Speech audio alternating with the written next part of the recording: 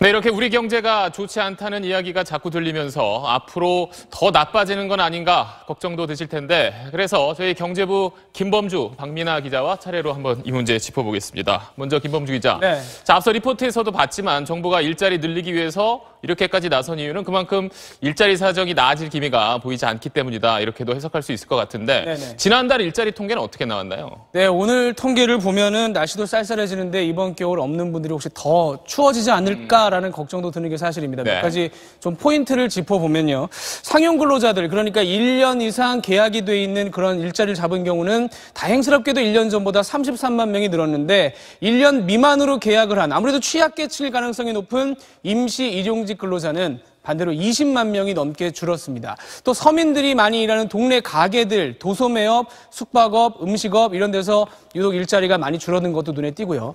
자, 풀어서 말씀드리면 일자리 전체가 많이 안 느는 것도 문제지만 특히나 이렇게 서민들, 없는 사람들 일자리가 유독 부실하다는 게 더 큰 문제로 다가옵니다.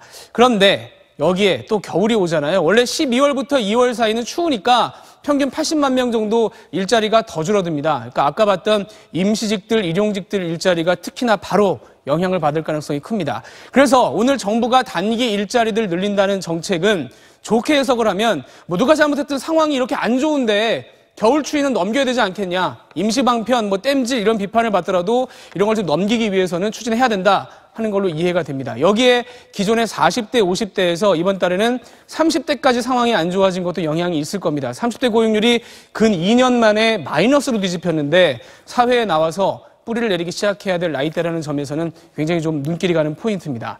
다만 이런 문제들 때문에 급한 불은 끄더라도 왜 저소득층 일자리가 더 상황이 안 좋은 건지, 어떻게 하면 이걸 되돌릴 수 있는지 근본적인 고민과 해결책은 그 사이에 풀어내야만 할 겁니다. 네, 알겠습니다. 김범주 기자가 고용 상황 짚어봤습니다. 네.